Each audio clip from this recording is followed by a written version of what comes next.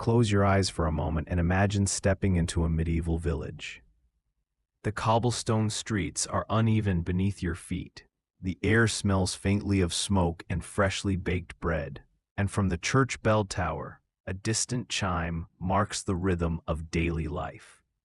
But beneath this charming surface lies a web of rules so detailed, so oddly specific, that they could make even the strictest modern bureaucracy blush. In the Middle Ages, order wasn't just about kings and knights, laws and taxes. It was about control over every tiny corner of human behavior. From what color you were allowed to wear, to when you could bake your bread, to which animals could walk through the market square, there was a rule for nearly everything. And often, these rules weren't just about practicality.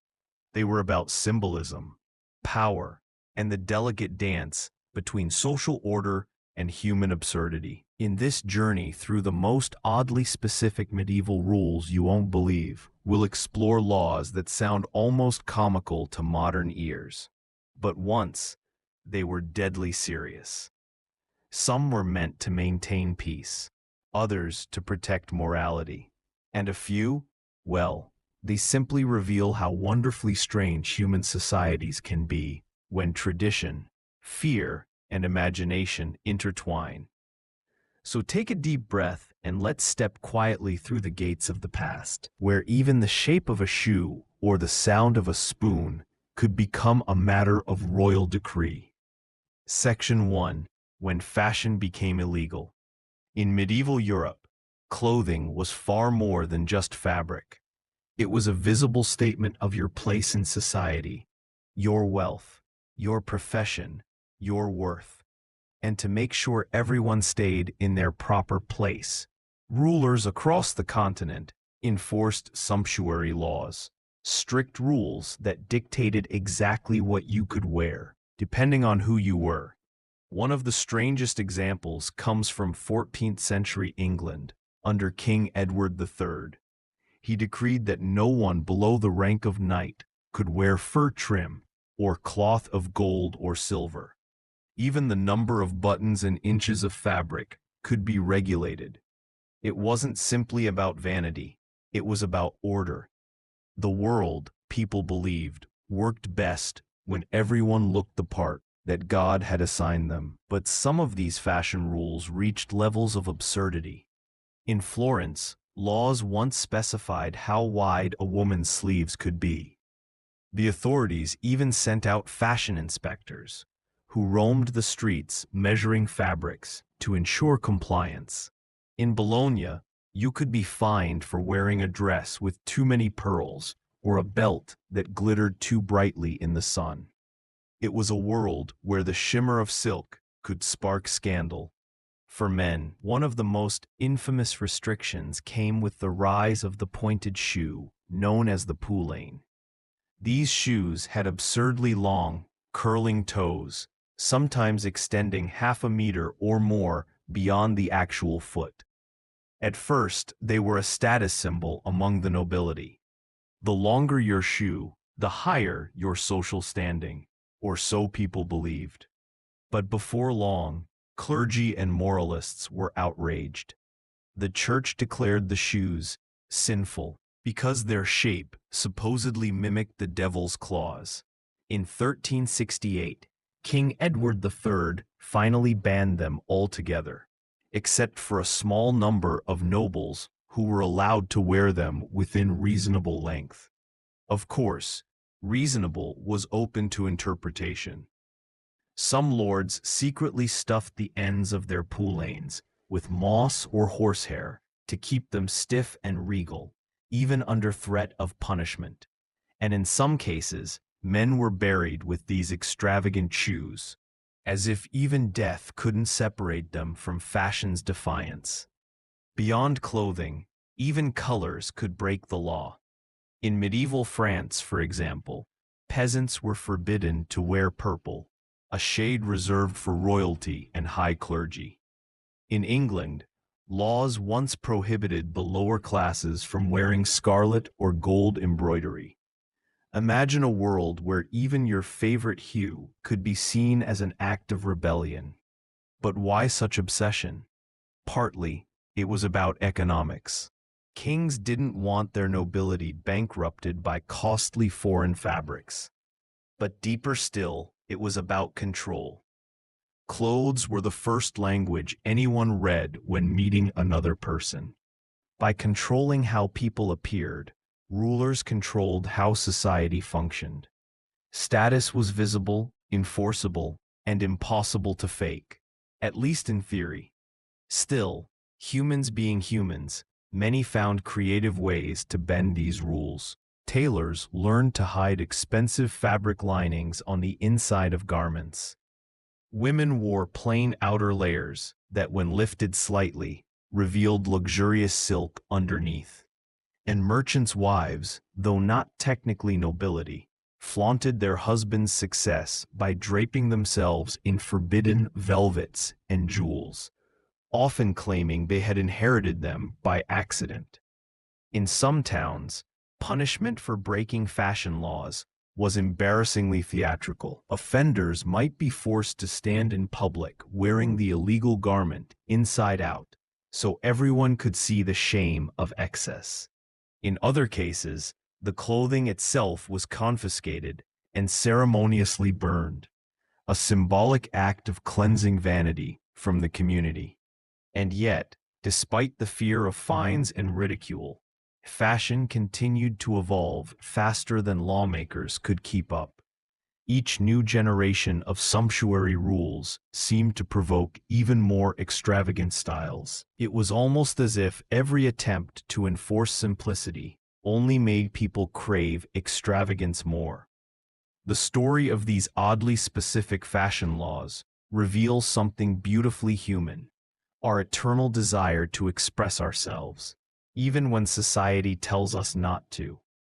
Beneath every hemline regulation and shoe ban lies a quiet defiance, the whisper that individuality cannot be completely contained, no matter how precise the rulebook. So next time you slip on a bright jacket or a pair of shoes that feel a little too fancy, remember, in the Middle Ages, you might have been committing a crime simply by dressing like yourself. Section 2. When the dinner table was a battlefield of rules. If you were invited to dine in a medieval hall, you might imagine laughter echoing beneath wooden beams, the scent of roasted meats filling the air, and goblets clinking in celebration. But before you picture yourself tearing into a hearty feast, be careful. In the Middle Ages, the dinner table was governed by hundreds of rules, many of them so peculiar and precise that one wrong move could mark you as a sinner, a glutton, or simply an uncultured fool. It wasn't just about what you ate, it was how, when, and even where you ate it. Medieval Europe was obsessed with order, and nowhere was this more visible than in the art of eating. Let's begin in England during the 13th and 14th centuries. Here, noble households followed strict codes of conduct that would make modern etiquette look like pure anarchy. Manuals like the Baby's Book or the Book of Courtesy instructed young people on every imaginable detail: how to hold your spoon, when to pick your teeth, preferably never in public, and even how loudly you were allowed to chew. You couldn't just wipe your mouth on your sleeve, unless, of course, you were of sufficiently low birth that no one cared. And yet, this was only the beginning. There were laws, actual laws, dictating what types of food different people were allowed to consume. In some regions, peasants were banned from eating certain game meats, like deer or swan, which were reserved for the nobility. In England, hunting deer in the royal forest without permission was not just a misdemeanor. It was a crime punishable by mutilation or death. The logic was both practical and symbolic. Wild game belonged to the king, as did the land, the trees, and by extension, the very air. In France, rules about bread were equally strict. Bakers in medieval Paris were subject to detailed regulations about the size, weight, and even the texture of loaves they produced.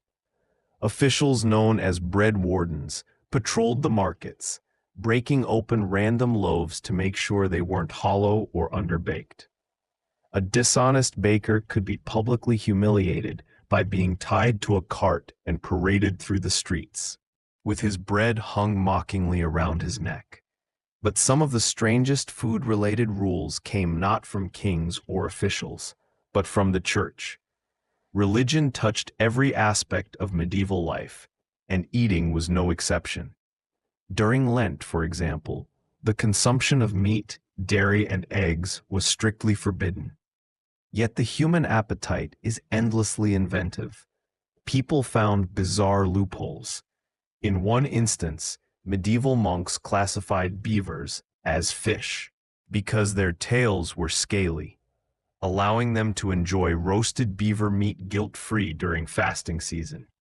Similarly, the church in parts of Europe ruled that barnacle geese, a migratory bird, could also be eaten during fasting periods because they were believed to grow out of driftwood or sea foam rather than reproduce like normal birds. The idea may sound comical today, but it was deadly serious then. Eating the wrong food on the wrong day could mean public penance or even exile from your community. Then there were the rules of table seating.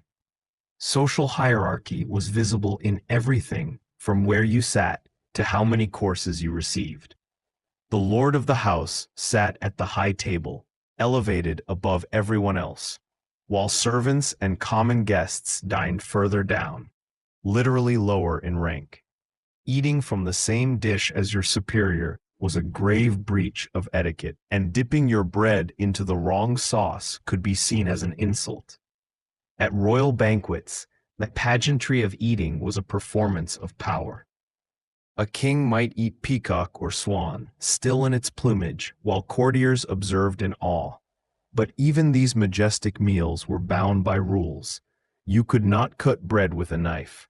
Bread was to be torn by hand, and spitting in the direction of another diner was a punishable offense, unless you were a noble, and the person offended was not. And yet, beneath all these regulations, there was a strange sort of poetry to the medieval feast. Every dish, every movement, every bite had symbolic meaning. Breaking bread with someone meant peace. Sharing salt was a gesture of trust. Even the act of washing hands before and after the meal was not just about cleanliness. It was a ritual of purification, a recognition that food was sacred. Still, not all dining rules were elegant or refined. In some towns, particularly in Germany and the Low Countries, local councils issued curfews for eating. Citizens were forbidden from cooking after certain hours, partly to prevent fires in tightly packed wooden houses. The ringing of the cover fire bell at night wasn't just a safety measure. It was a signal that no more pots should simmer and no ovens should glow. Anyone caught baking after curfew could face fines or worse. These suspected of witchcraft. The absurdity didn't stop there. In parts of medieval Scandinavia, local custom dictated that if someone dropped a piece of bread on the floor, it had to be kissed before being picked up, a gesture of respect for the gift of God. Bread was, after all, considered holy. To waste it or step on it accidentally was nearly a sin. Meanwhile, in monasteries, silent eating was an art form of its own. Monks followed elaborate hand signals to request food or condiments without breaking their vow of silence. A tap on the table might mean pass the salt. A gesture toward the pitcher meant more ale, please. Even the simple act of refilling one's bowl became a quiet ballet of obedience and patience. All these oddly specific rules, from who could eat swan to when one could bake bread, reveal how the medieval world saw food as more than sustenance. Eating was a moral act. a reflection of cosmic order. To eat properly was to live properly, and to break those rules, even accidentally, was to invite not just social shame, but sometimes divine disfavor. So the next time you reach for a snack at midnight, imagine a medieval bell tolling in the distance, a warning that your oven must stay cold, your spoon silent, and your appetite obedient to rules written centuries ago. Section 3. Rules of the body, when even laughing or sneezing had laws. The medieval world was not just a land of knights and castles. It was also a world where human behavior was carefully observed, recorded, and often restricted. The body itself, its movements, gestures, sounds, and instincts, was seen as something that needed to be managed. To live in the Middle Ages was to live under constant watch, not only by kings or priests, but by the invisible weight of custom. Even the smallest actions, how you laughed, sneezed, or danced, could draw praise or punishment depending on where and when they occurred. Let's begin with laughter. Today, laughter is spontaneous, a sign of joy or connection. But in many parts of medieval Europe, laughter could be seen as a symptom of sin. Church preachers warned that laughter invited the devil into one's heart. In some monasteries, monks were forbidden from laughing altogether. If they did, it was treated as a breach of discipline, worthy of confession. A Benedictine rule from the 6th century instructed monks to speak seldom and briefly, and never with laughter. Even centuries later, this idea lingered. Smiling was fine. Giggling in the chapel was not. Yet outside the monastery walls, laughter had its own hierarchy. During festivals, peasants could laugh, sing, and jest freely, but only then. On normal days, laughter was regulated by social class. Peasants who laughed in the presence of nobles were often considered disrespectful. A servant who chuckled at a noble's mistake could be punished or dismissed. Even jesters, whose entire profession revolved around humor, had boundaries. They could mock almost anyone except the church. Making fun of a bishop, even playfully, could mean losing your tongue or worse. Then there was the strange medieval obsession with dancing. In many ways, dancing was both celebrated and feared. Across Europe, towns and villages held seasonal dances to welcome spring or mark the harvest.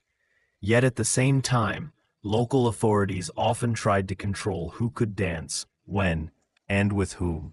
In 14th century France, unmarried men and women were forbidden from dancing too closely during public gatherings. In England, laws banned dancing in churchyards where it was believed to invite ghosts and demons. Even joyful movement could be dangerous if it happened in the wrong place. Perhaps the most bizarre manifestation of this came in the form of the so-called dancing plagues.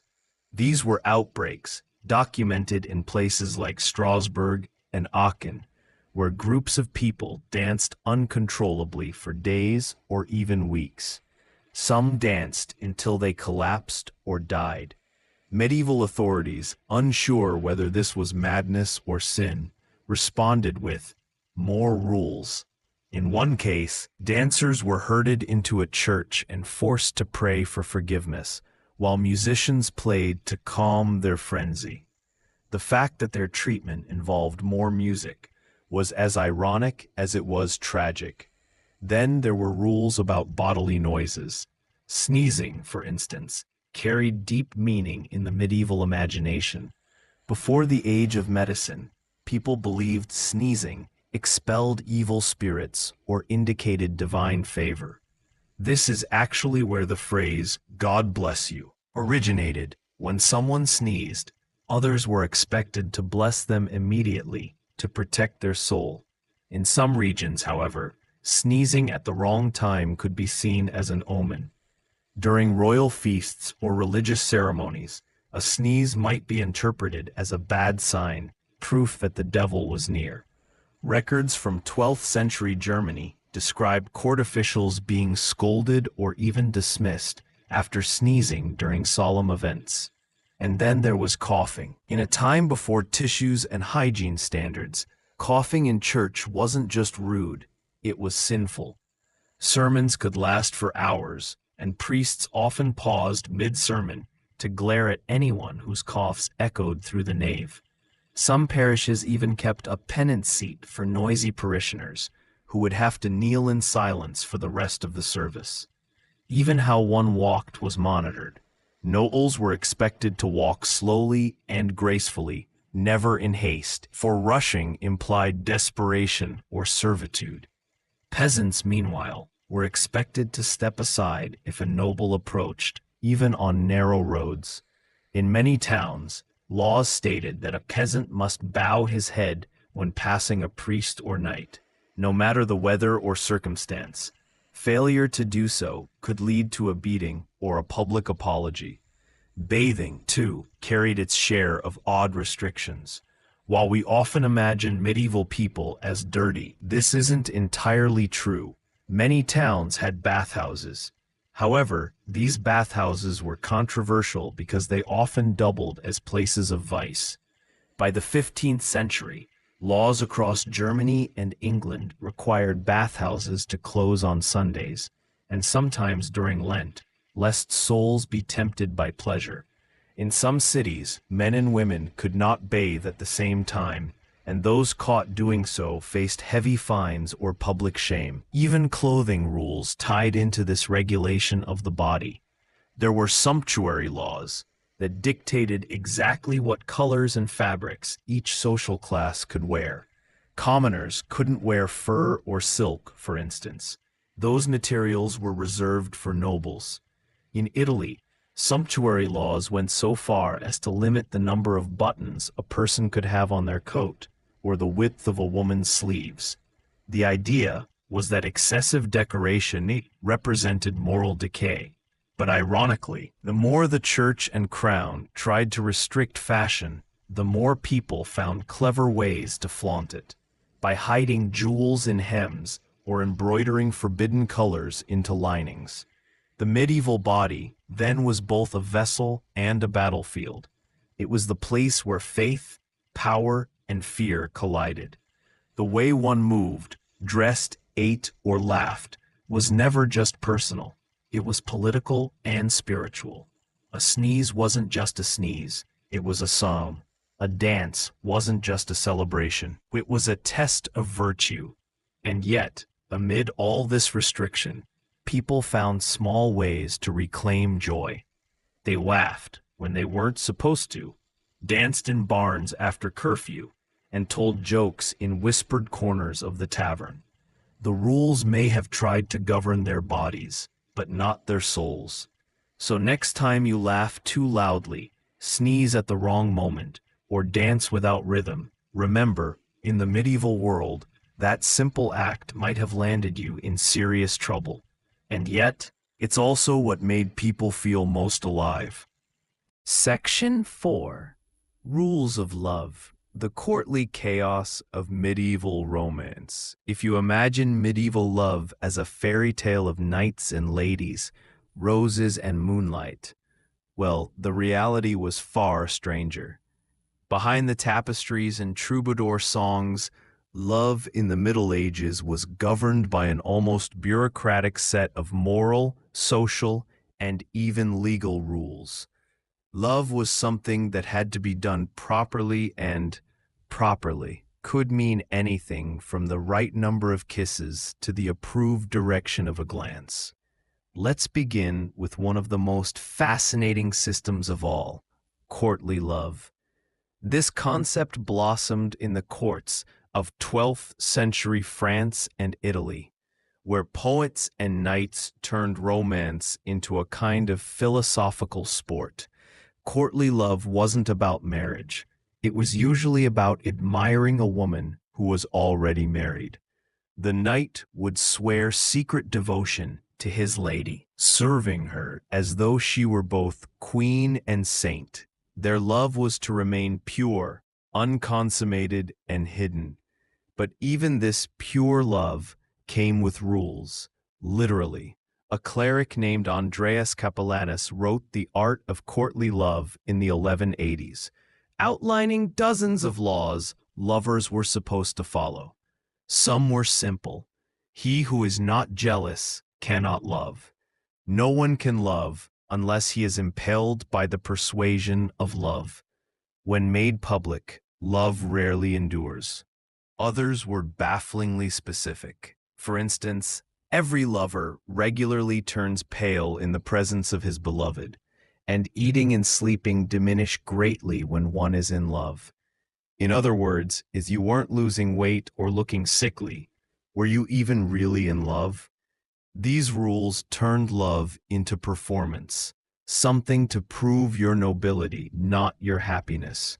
Men composed elaborate poems declaring undying devotion, while women were expected to respond with delicate restraint, never too eager. A lady who accepted a knight's token too quickly was seen as lacking virtue. One who refused too harshly was accused of cruelty. It was a delicate game of emotional chess, and the stakes could be social ruin or eternal admiration. Outside the aristocratic courts, love looked very different, but it was still just as regulated. Marriage wasn't usually about affection. It was about property, alliances, and lineage. Among nobles, children could be betrothed at birth. Consent was a formality. What mattered was land. For the peasantry, love was a luxury.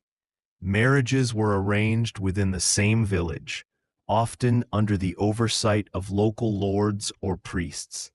But here's where things get oddly specific. The church had strict, even mathematical rules about who could marry whom. These were called consanguinity laws, meant to prevent close relatives from marrying. The church banned unions up to the 7th degree of kinship. That meant you couldn't legally marry anyone closer than your 6th cousin. In small medieval towns, where everyone was related somehow, this made legal marriage a bureaucratic nightmare. The church eventually relaxed the rule to the 4th degree, first cousins, but by then, countless couples had already been excommunicated for loving someone too familiar. Came the bewildering rules of engagement and public affection.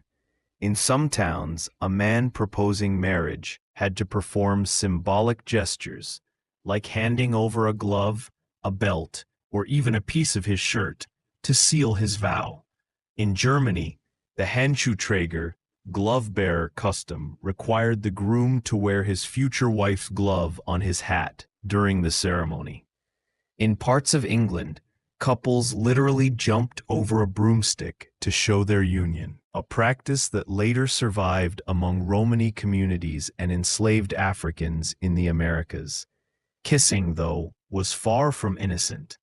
In the medieval mind, a kiss wasn't just affection, it was binding. A kiss could seal a contract, a promise, or a confession. Some regions treated a kiss between an unmarried man and woman as evidence of betrothal. In 13th century France, a man who kissed a woman in public could be legally compelled to marry her. It's no wonder that medieval lovers stole kisses in shadows rather than daylight. And yet, for all this rigidity, there were also astonishing exceptions. In certain courts, like that of Eleanor of Aquitaine, love was celebrated through courts of love, where noble women presided as judges over romantic disputes. These gatherings, half theatrical and half serious, debated questions such as, can love exist between husband and wife? Is it better to love one who is noble or one who is beautiful? Does love grow stronger after denial?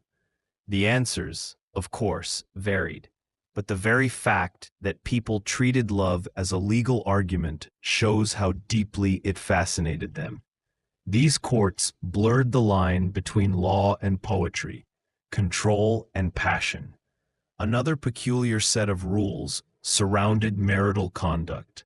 The Church, ever concerned with morality, issued explicit calendars of when couples were not allowed to have intercourse. During Lent, Advent, and feast days, nearly half the year, it was forbidden. Relations were also banned on Sundays, Wednesdays, and Fridays. The result? If everyone had followed these restrictions, medieval Europe would have quietly gone extinct. The Church even tried to regulate how couples could express intimacy.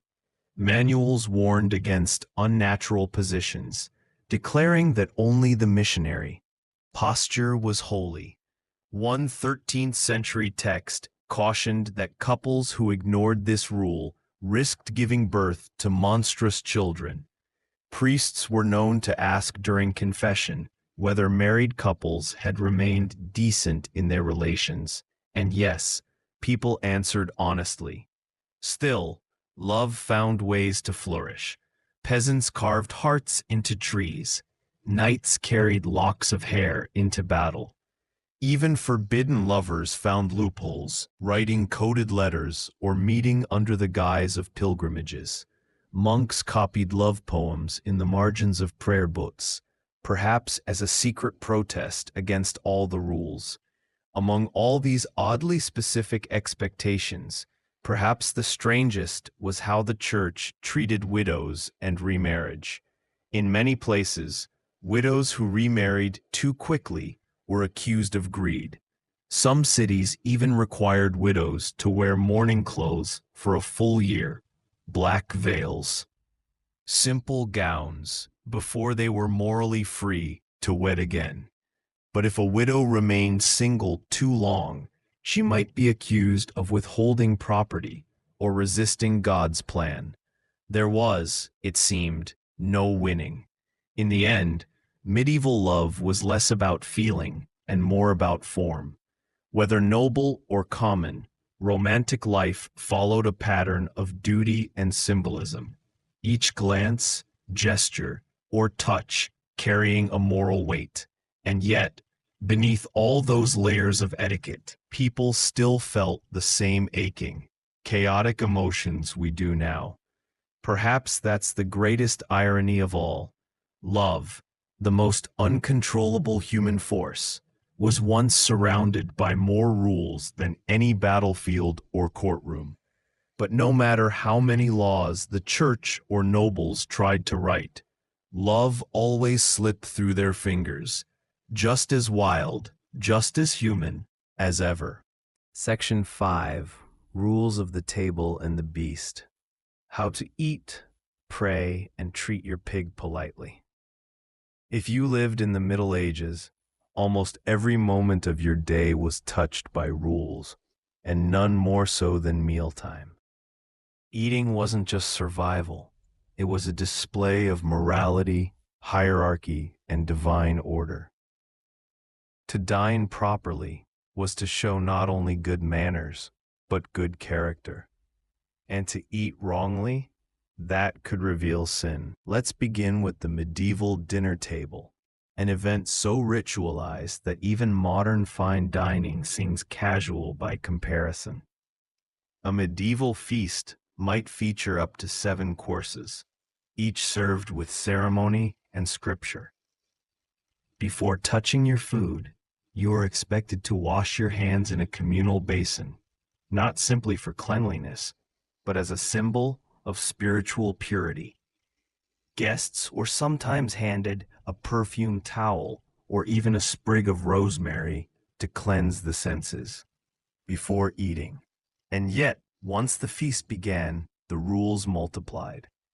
Forks, for instance, were considered suspiciously decadent. When they first appeared in Europe, many clergy denounced them as instruments of pride. One bishop declared that God had already provided humans with natural forks, our fingers, and that to use metal ones was an insult to divine design. It took centuries for the fork to gain acceptance, and even then, only among the rich. Eating itself was an act of etiquette theater. Bread served as both plate and napkin. Guests tore chunks from large communal loaves rather than cutting them. Speaking with your mouth full was, naturally, forbidden. But so was blowing on your food to cool it, licking your fingers, or placing elbows on the table. You were also forbidden from sniffing dishes, slurping, or picking your teeth in public. And, most curiously, if you dropped food, you were to leave it on the floor. Picking it up showed a lack of dignity. So much for the 5-second rule. Hierarchy was woven into every bite. A highest-ranking person was served first, and even the order of dishes reflected status. The lord might receive roast swan, while peasants got barley broth. In some great halls, the tablecloth itself indicated rank. The nobility ate on white linen, servants on rough wool or bare wood. The lowest classes didn't sit at all. They stood and waited, hoping for scraps. But mealtime wasn't the only place where the rules grew absurdly specific. The church's grip on food was even tighter. For half the year, Lent, Advent, Fridays, and countless saints' days, meat was banned. Not just red meat, but also poultry, bacon, and even dairy in some regions. People found creative loopholes. Beavers and puffins were reclassified as fish so they could be eaten during fasting. The logic? They lived in water. Monks along the coasts were said to gorge on roasted otters and swans while technically staying pious. These fasts gave rise to an entire culture of culinary deception, mock dishes that mimicked forbidden foods. Recipes for fish bacon or almond cheese filled monastery cookbooks. One recorded dish from a French abbey described a goose made of fish, where layers of salted herring were stitched together and roasted to resemble poultry. God, it seemed, might forgive gluttony if it came with enough creativity. The obsession with moderation extended beyond food into every corner of life, including animals. Medieval Europe loved its beasts, but it also judged them. Not only were animals part of the moral order, they could be punished for breaking it. Believe it or not, there were official animal trials, complete with lawyers, judges, and public verdicts. A pig that killed a child could be tried for murder. Chickens accused of witchcraft were burned. In 1386, a sow in Falaise, France, was dressed in human clothes and publicly hanged for killing a man. Her piglets were spared for lack of evidence.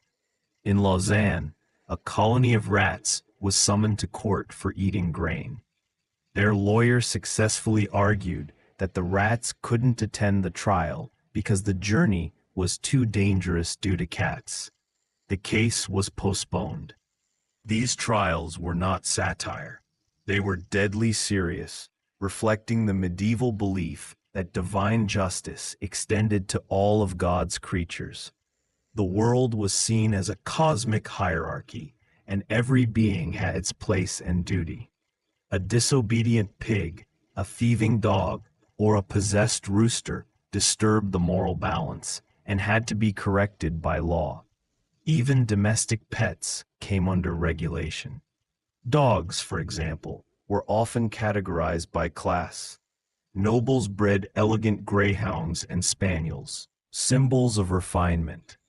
Peasants, by contrast, were forbidden from keeping hunting dogs unless they mutilated them, literally.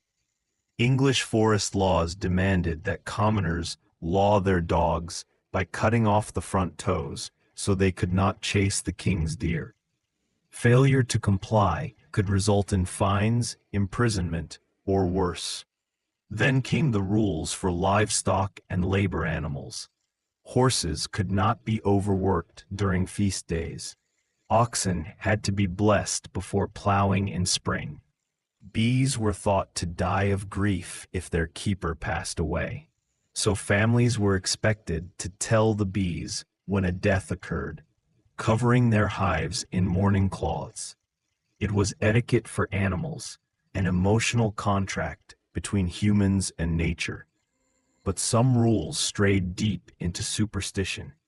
In certain parts of Europe, it was forbidden to kill spiders on Fridays, as they were believed to have protected Christ during the crucifixion. Cats, especially black ones, were both worshipped and feared. In some towns, cats were burned in midsummer bonfires to drive away evil spirits, while in others, harming a cat was believed to bring death to your crops. No one seemed to agree whether cats were demons or saints. The strangest overlap between food and animals came in the realm of moral hygiene.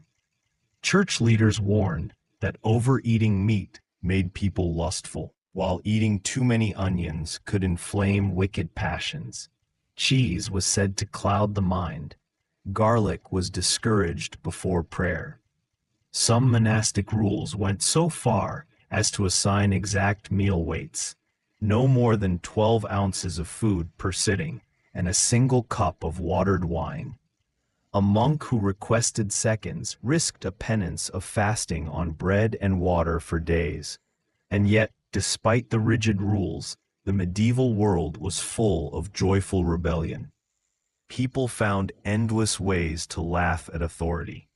Peasants held mock feasts, where servants dressed as lords and animals were invited to dine. On Feast of Fools' Days, cats were seated at the head of the table, and priests sang nonsense songs in place of hymns. It was a brief, glorious escape from the suffocating order of everyday rules. By nightfall, when the feast was done and the candles burned low, the rules quieted. Dogs curled under benches, cats prowled for crumbs. And people, full of wine and strange morality, slipped into dreamlike peace. Perhaps the rules weren't just about control, but about giving rhythm to a chaotic life. Because in the Middle Ages, the world felt vast, unpredictable, and divine, and rules, no matter how strange, gave people the illusion that they understood it. Section 6. Threads of Power. The bizarre laws that controlled what you could wear. Imagine waking up in the Middle Ages, stretching your arms, and deciding what to wear for the day, only to realize that almost every garment choice you make could be illegal. That was the world of sumptuary laws, the oddly specific regulations that dictated not only who could wear certain clothes, but how, when, and with what decoration. To modern minds, fashion is a form of expression. In medieval Europe, however, it was a form of social control. Your clothes told others exactly who you were in the hierarchy of life. Peasants, merchants, clergy, nobles, and royalty each had their own uniforms, and to step outside your class, even in color or fabric, was to invite punishment, suspicion, or even moral outrage. The root of it all was fear, the fear that the lower classes might begin to look like the upper ones. If a wealthy merchant could afford silk, or if a farmer's daughter wore velvet, society might blur. And in the medieval worldview, blurred lines between classes meant chaos, a collapse of the divine order itself. In England, Edward III's Statutes of Apparel, 1363, were among the most extreme examples. These laws declared that anyone below a certain income could not wear specific materials, such as silk, velvet, or fur. Only nobles could wear ermine or sable, royal furs reserved for the highest ranks. Even the color purple, associated with imperial Rome, was outlawed for almost everyone. To be caught in it was to be seen as a usurper of authority. There were even restrictions on the amount of fabric one could use. The wealthy flaunted long, trailing sleeves that swept the floor, a literal sign of leisure, because you obviously couldn't work with sleeves like that. The poor, of course, were forbidden such wasteful fashion. Hemlines, sleeve widths, and even shoe lengths were controlled by decree. In some regions, the fine for excessively pointed shoes could equal a month's wages. And yes, shoes were a serious issue. Men's pointed poulaines grew so long in the 14th century that some had to be tied to their knees with chains to walk. Moralists called them the devil's claws. The church viewed clothing as a mirror of the soul, and any deviation from modesty or humility was dangerous. Priests preached fiery sermons against the vanity of garments. In one particularly dramatic episode, a friar in Paris warned that women who wore low necklines would burn eternally in the chest. Another insisted that men who wore hose so tight as to show the shape of their bodies were tempting sin. To combat this, new laws sprang up, banning short doublets, plunging bodices, and harlot colors like crimson and scarlet. Even professions were policed through clothing. Butchers, millers, bakers, and blacksmiths had to wear specific colors or patterns so they could be recognized instantly. Monks had their own codes of simplicity: black for Benedictines, brown for Franciscans, white for Cistercians. Breaking dress rules could lead to fines or exile from the monastery. For lay people, the punishments ranged from confiscation of garments to imprisonment. A 14th-century Italian city record notes a merchant's wife fined heavily for wearing pearls, a vanity not fit for her station. Meanwhile, color symbolism was a complex moral code. Blue symbolized purity and was encouraged for brides. Red was for nobility and bravery, but could also suggest lust. Green was youthful and joyous, yet suspiciously linked to witchcraft in some places. Yellow was perhaps the strangest. It could symbolize both glory and shame. Prostitutes in several European cities were forced by law to wear yellow veils or sashes, marking them publicly as fallen women. Even the clergy weren't immune to fashion policing. Some bishops were reprimanded for wearing robes too fine in texture, and the Vatican occasionally issued decrees banning lace or gold embroidery among priests. In one case, a monk was reportedly expelled for owning a fur-lined cloak. The fur, the abbey said, tempted him to pride. But perhaps the oddest example of all comes from Florence in the 14th century, a city obsessed with luxury. Here, the authorities created entire committees of fashion police, known as the Ufficiali delle Donne, officials of the women. Their job? To patrol weddings, festivals, and markets, inspecting women's dresses to ensure no one violated the fabric limits. They would measure the length of trains and count the number of jeweled buttons. If a gown had too much embroidery or gold thread, the wearer could be fined on the spot. Some women even hired dress lawyers to argue that their garments complied with the exact letter of the law. Of course, humans being humans, people found ways to cheat. Tailors became masters of subtle rebellion. They learned to sew hidden panels of luxury fabric inside cloaks, invisible from the outside, but soft against the skin. A secret pleasure. Others wore simple outer layers with extravagant linings that only revealed their splendor when the wind caught the hem. It became an art of quiet defiance, a way to enjoy beauty without breaking the rules. Too obviously. In Northern Europe, another strange fashion law took root, concerning hats. Headgear was not merely an accessory, but a marker of morality and rank. Married women were required to cover their hair at all times. Uncovered heads were seen as a sign of vanity or wantonness. Unmarried girls could wear flowers in their hair, but not jewels. The higher the hat, the higher your status, literally. Noble women competed with extravagant hennons, those towering cone-shaped hats, some reaching over 2 feet tall. Authorities, fearing the chaos of collapsing ceilings and wounded pride, soon placed limits on their height. Then came laws about mourning clothes, deeply specific and symbolic. Widows were often required to wear black for exactly 1 year, followed by gray for another, before being allowed color again. Some cities even tracked the transition. A woman seen in color too soon could be publicly shamed as impatient for remarriage.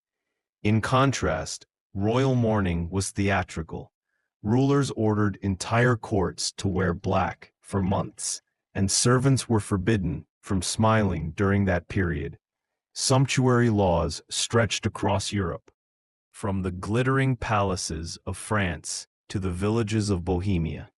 They were enforced sporadically, often ignored, but they tell us something profound about the medieval mind, that beauty, power, and virtue were seen as inseparable. Clothing wasn't personal. It was a statement about your place in the divine order. Every thread was moral, every color symbolic, every sleeve political. Ironically, many of these laws backfired. The rich flaunted their luxury even more, creating new fashions that outpaced the lawmakers' imagination. The poor, meanwhile, imitated what they could, turning rags into style statements. Outlaws and jesters, banned from almost everything, used absurd fashion as rebellion, wearing mismatched shoes and clashing colors as a mockery of the hierarchy. In the end, these rules reveal a world obsessed with appearances, yet terrified of them.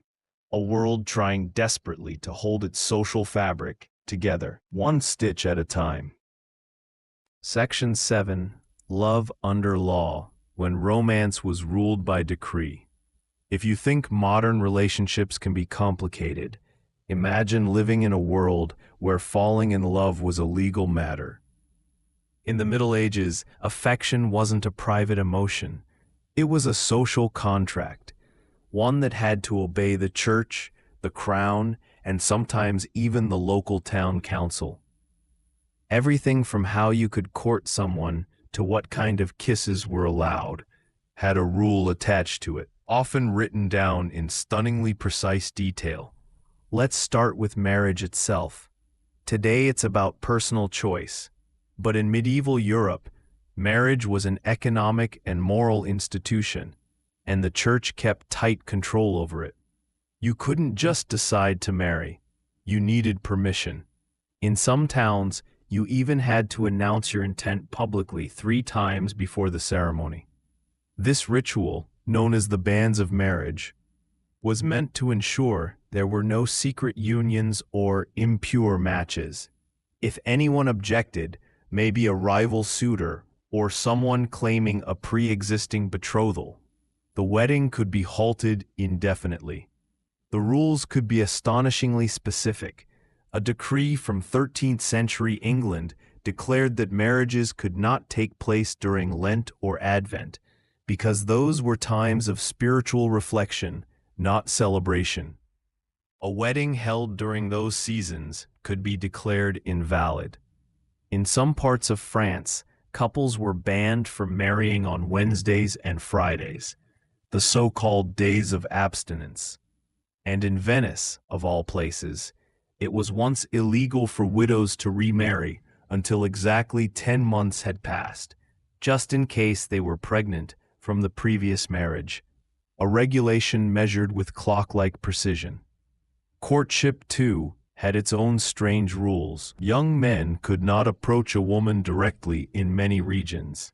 They had to send a go-between, a professional matchmaker, priest or family member, to test the waters. In 14th century Florence, a man seen walking with a woman unaccompanied could be fined for temptation. In England, if a man was caught serenading under a woman's window after dark, he could be accused of disturbing the peace or, more colorfully, inciting indecent thoughts. The church didn't just control when and how people could wed, It even had opinions on how love should feel. In the 12th century, a book called The Art of Courtly Love tried to codify romance itself, describing a set of rules for proper affection among nobles. There were 31 of them, including gems like marriage is no real excuse for not loving, and a true lover never desires the embrace of another. These rules weren't law in the courtroom sense, but they influenced the culture deeply, shaping expectations of chivalry and devotion, a kind of emotional code that only the elite could afford to live by. Among commoners, however, love was much more practical. But even then, customs could be bizarre. In parts of Germany, if a man wished to propose, he would leave a wooden shoe outside a woman's house.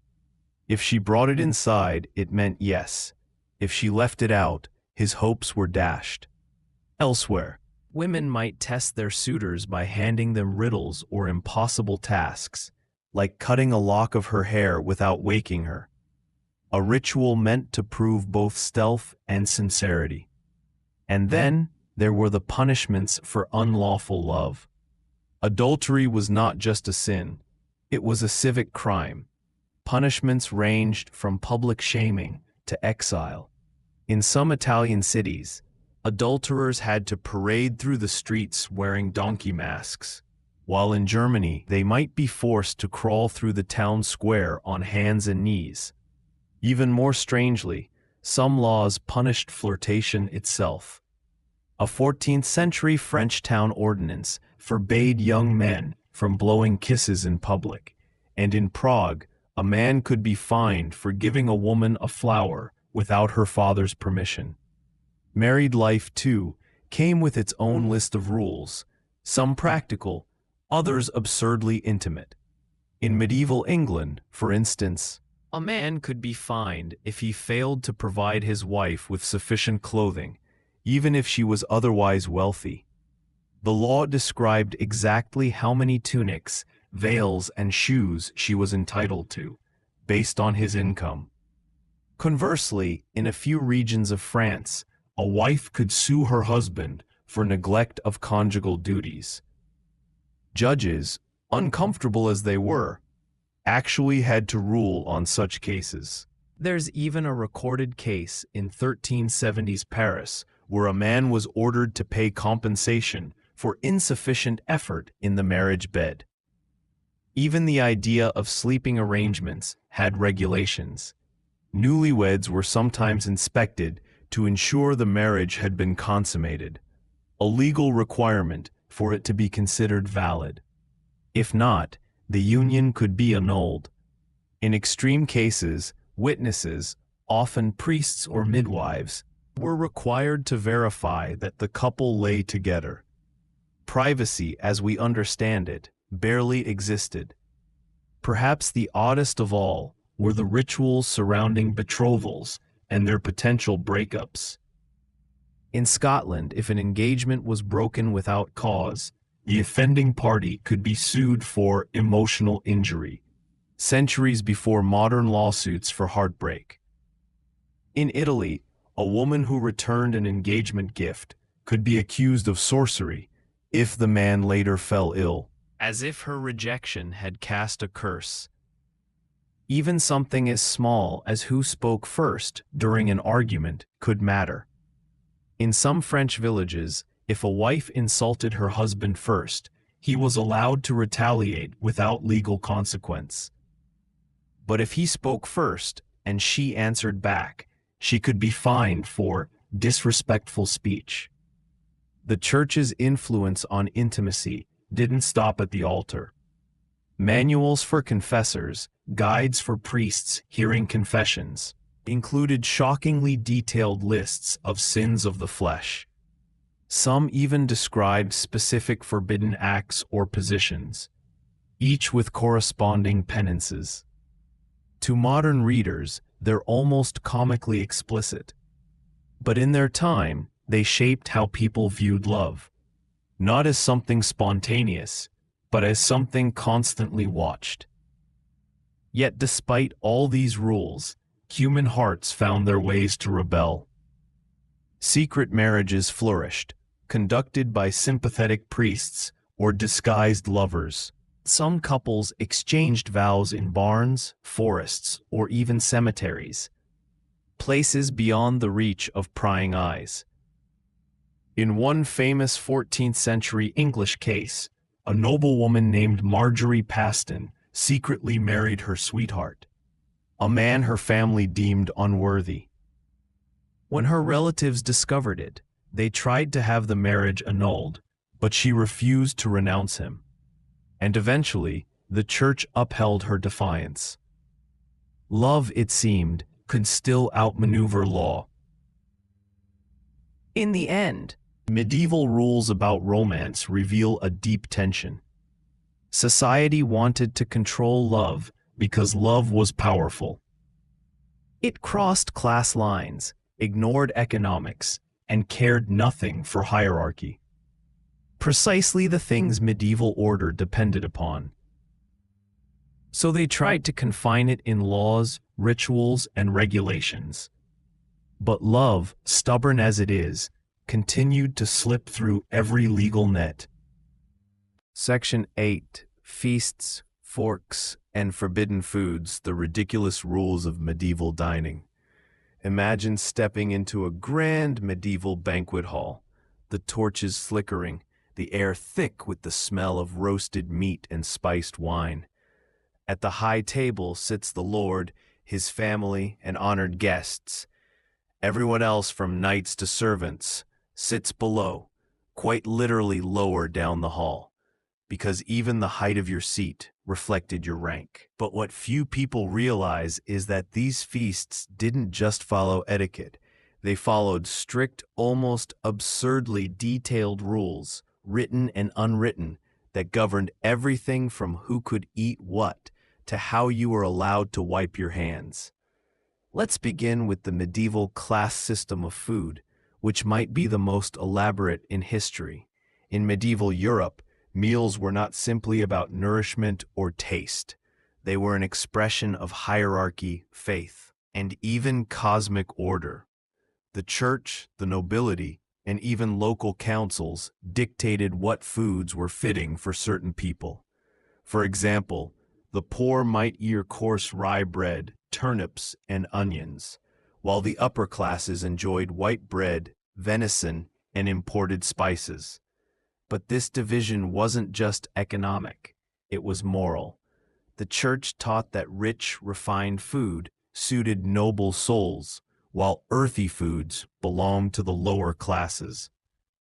So, eating above your station wasn't just presumptuous, it could be considered a sin. Some towns even passed local ordinances forbidding peasants from eating lordly foods like swan, peacock, or fine white flour. In one case in 13th century France, a miller was fined for baking bread too white for his class. It sounds ridiculous today, but the reasoning was serious. Food reflected divine order. If you ate like a noble, you were, in their eyes, challenging God's design. And yet, nobles themselves were bound by equally strange regulations. At large feasts, there were written table codes that would put any modern etiquette book to shame. In England, the Book of Courtesy, written in the 15th century, instructed diners to pick not thy teeth with a knife, and keep thy lips well closed when thou chewest. Reasonable enough, until you read further. It also banned blowing on hot food. Suffer it to cool, lest thou show impatience. Staring at another's plate, a sign of envy, and touching the salt before the Lord had blessed it, an insult to grace. Even sneezing came with a protocol. You were to turn thee aside, cover thy visage with thy kerchief, and thank God thrice. Yes, they literally wrote that down. The rules for serving food were even more elaborate. At noble feasts, dishes were carried in procession, announced by trumpeters, and sometimes arranged in symbolic shapes, like castles, ships, or animals. Each dish had a specific order. First soups, then boiled meats, then roasted meats, then subtleties, elaborate sugar sculptures shaped like angels or mythical beasts. And heaven help the servant who brought out the wrong dish too early. There are accounts of entire servants dismissed, even flogged, for serving the venison before the pottage. But the true theater of medieval dining lay in the details. Take the ritual of washing hands. Not just hygiene, but holiness. Before and after every meal, water was poured from silver jugs into basins, often perfumed with rose petals or herbs. The Lord would wash first, then his guests, in order of rank. In some courts, the water had to be poured from a precise height. Not too low, a sign of haste, not too high, a sign of arrogance. And after eating, everyone was expected to wipe their hands on bread rather than cloth. Yes, bread, which was then fed to dogs or beggars. Some even believed this humble act of sharing crumbs would cleanse their sins. The church, of course, had its own powerful influence over the medieval diet. There were more than 150 fasting days per year when meat was forbidden, nearly half the calendar. On those days, people ate fish, eggs, dairy, sometimes, and vegetables. But the definition of fish got surprisingly creative. In some regions, beavers, seals, and even barnacle geese were classified as fish because they lived in or near water. The barnacle goose especially became a famous loophole. It was thought to grow from driftwood or sea foam, and so was exempt from meat restrictions. Monks in Ireland and northern France were known to feast on these holy birds during Lent without guilt, believing them to be a kind of ocean fruit. In monasteries, mealtime was sacred silence. Monks ate in silence, while one brother read aloud from scripture. Talking was forbidden, but monks invented a secret sign language to communicate. A circular motion of the hand meant bread. 2 fingers waved near the mouth meant fish, and tapping your nose, that meant wine. They could have an entire conversation without uttering a word, all in obedience to the holy rule of quiet eating.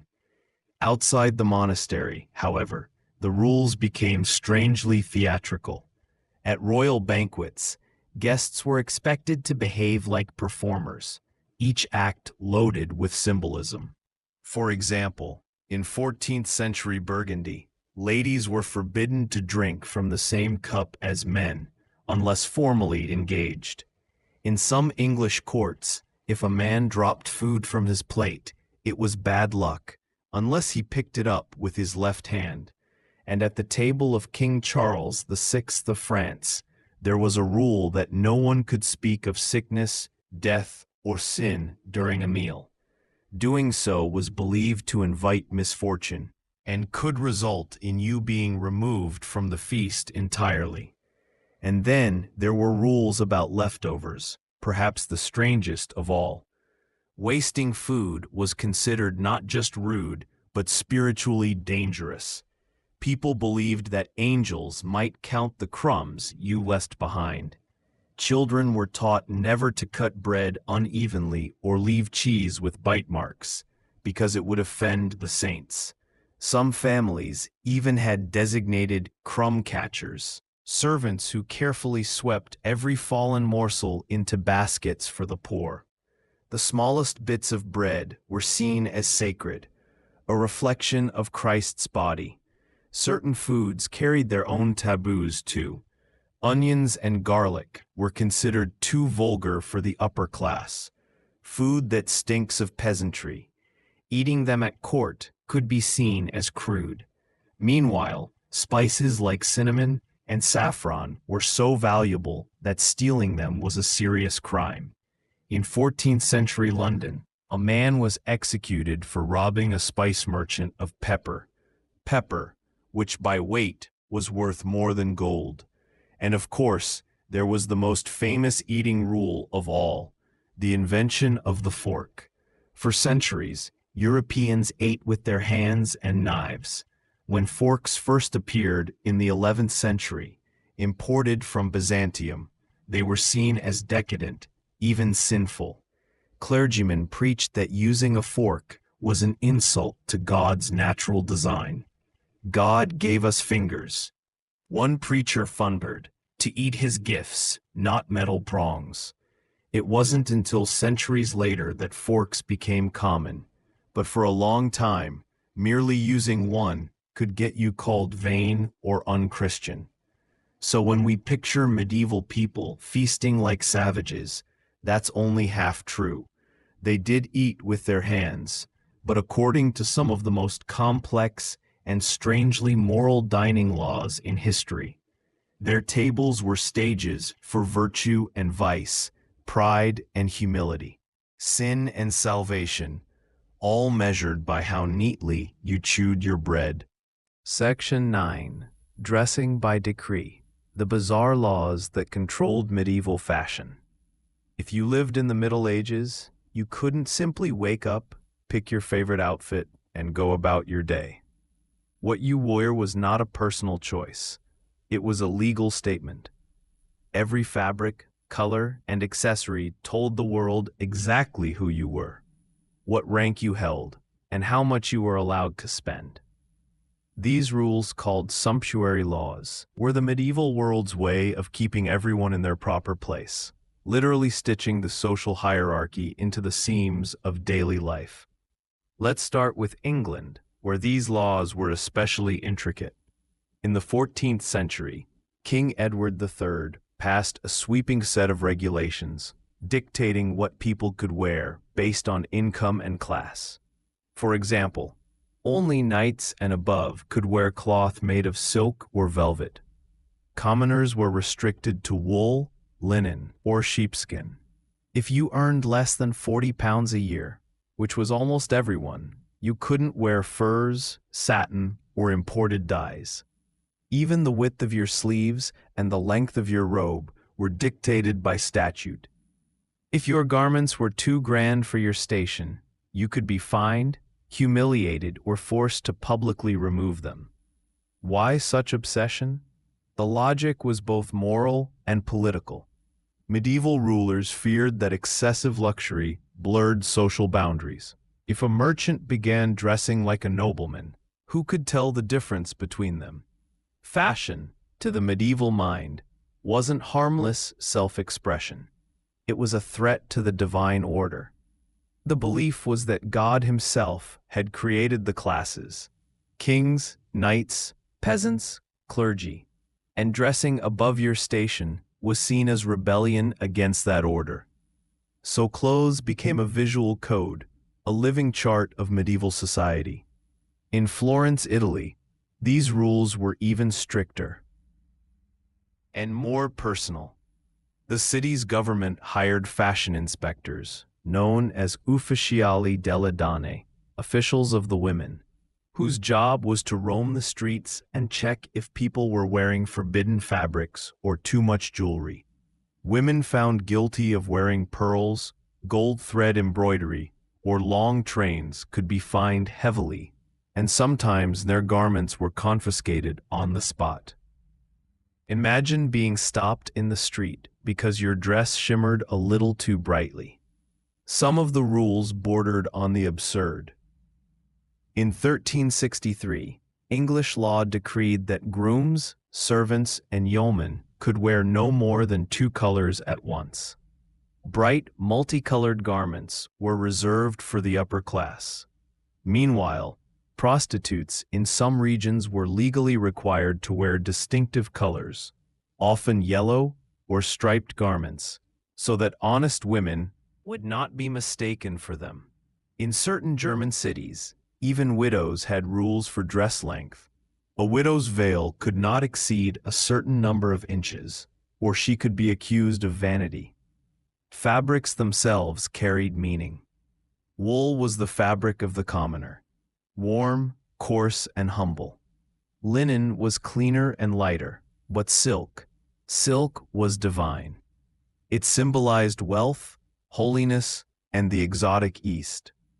It was said that silk threads caught the light of heaven, which is why clergy and nobles fought over its use. In some regions, priests were forbidden to wear too much silk. It was considered worldly, while nobles were encouraged to flaunt it as proof of God's favor. But even silk wasn't the ultimate luxury. That title belonged to fur, especially ermine, sable, and miniver. In France and England, only royalty could wear ermine, the snow-white fur trimmed with tiny black tails. This fur became so symbolic of power that kings wore entire cloaks of it during coronations, while commoners risked arrest for owning even a scrap. The obsession with color was another fascinating layer. Colors weren't just aesthetic, they were moral and symbolic. Blue represented loyalty and virtue, red symbolized courage, and green was associated with youth and fertility. But black was complex. For centuries, only monks and penitents wore it, as a sign of humility. Then, in the late Middle Ages, black dye became fashionable among the elite, expensive, rich, and deep, because the color was difficult to produce. The irony? The same hue once symbolizing repentance became the color of power and sophistication. In France, the rules about color could even vary by occasion. At weddings, for example, brides of noble birth were forbidden to wear green, as it was thought to attract bad luck and spirits of jealousy. Instead, they were told to wear blue, the color of the Virgin Mary. Peasants, however, often wore their best practical garments, sometimes even brown or gray. This wasn't a choice. It was custom dictated by social hierarchy. In short, the color of your clothes wasn't just about taste. It told everyone whether you belonged to heaven, earth, or somewhere in between. One of the strangest laws came from Venice. In the 15th century, Venetian senators grew worried that women's hairstyles were becoming too elaborate, towering creations of ribbons, pearls, and golden wires. So they passed a law limiting the size of these hair structures to no higher than a hand's breadth above the head. Women who violated this rule could be fined or even banned from attending public feasts. There are accounts of inspectors measuring women's hairdos with rulers at festivals. One chronicler dryly noted, "Many fine ladies were seen suddenly to shrink by half their height." The enforcement of these rules often bordered on theater. In some Italian towns, public fashion trials were held, literal court hearings where women accused of dressing too richly had to defend themselves before magistrates. Some pleaded innocence. Others claimed they borrowed jewelry or inherited gowns. But if convicted, their garments were seized and auctioned off, with proceeds going to the church. It was both punishment and profit, dressed up as morality. Even the church joined the fashion policing.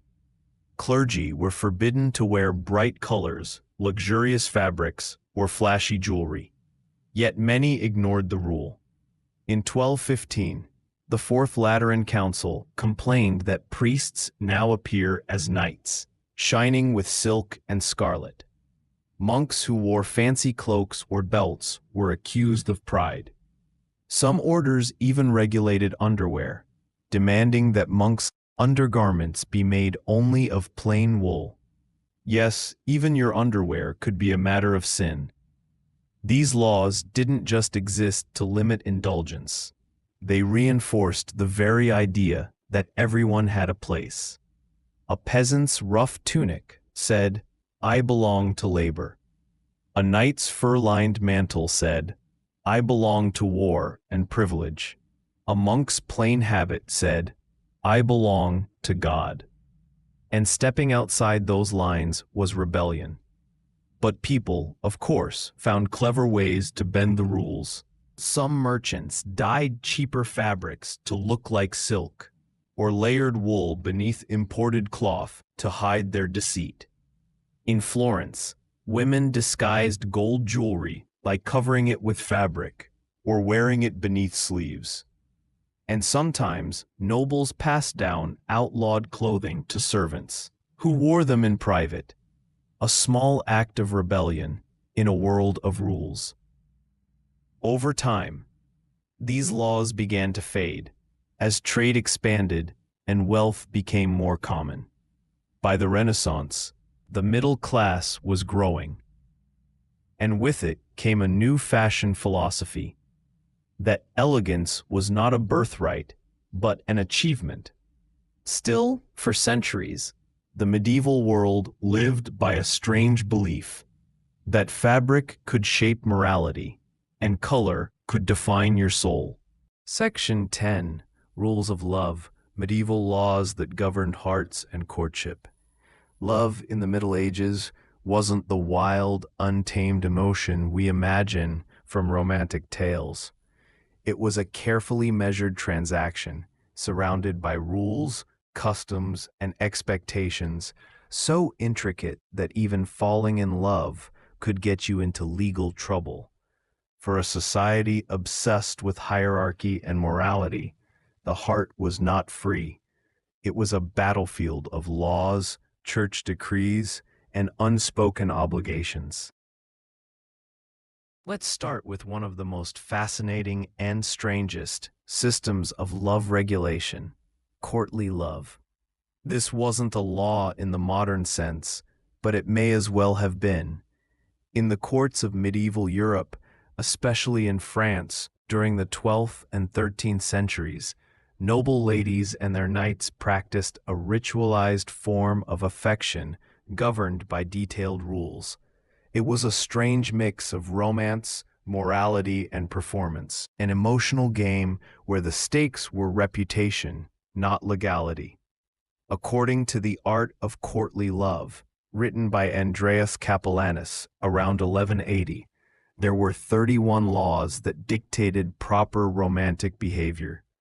These included rules such as, marriage is no real excuse for not loving. He who is not jealous cannot love. When made public, love rarely endures. To modern ears, these sound almost poetic, but in their world, they were taken seriously.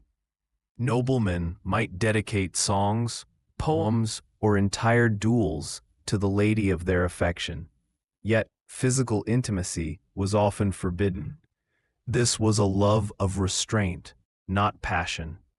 The church tolerated it only because it stayed within the realm of symbolism, as long as it didn't become too real. Meanwhile, the church itself had its own set of rules about love, marriage, and fidelity, and they were some of the most oddly specific regulations in history. For instance, in the 11th century, you could not marry someone within 7 degrees of kinship, which included not only cousins, but often distant relatives you had never met. Because communities were small and families intertwined, this rule made marriage a bureaucratic maze. Couples needed special dispensations from the church to wed, and these could take months or years to obtain. But even after the wedding, the regulations didn't stop. The church dictated which days you could and couldn't have marital relations. Believe it or not, there were more than 120 forbidden days each year, including Sundays, feast days, Lent, and Advent. Violating these restrictions could result in penance or confession, as intimacy was considered a sacred act that must align with the church calendar. One medieval preacher even calculated that, if a couple followed all the restrictions perfectly, they'd be allowed intimacy only once every 3 days, in theory at least. And then there were the marriage ceremonies themselves, full of rules that feel to modern eyes more like riddles. In some regions, weddings had to take place at the church door, not inside. The couple would stand on the threshold, facing the street, while the priest performed the ceremony in public view. Only after the vows were exchanged were they allowed to enter the church for the blessing. This custom symbolized the transition from civil contract to sacred union, but it also made weddings a spectacle for the entire town to watch. The church was also deeply concerned with consent. In medieval canon law, a marriage was considered valid only if both parties freely agreed. That sounds progressive until you realize how they tested it. If a bride later claimed she hadn't consented, a court might demand proof. Sometimes by interviewing witnesses who saw her smile, nod, or even blush at her betrothed. In one documented case from the 14th century, a woman's marriage was declared valid because, according to witnesses, she did not run away during the ceremony, a silence interpreted as consent. Some regions also had bizarre local traditions that shaped love and marriage in ways that seem almost comical today. In parts of Germany and Scandinavia, for example, there was a custom known as bedding ceremonies.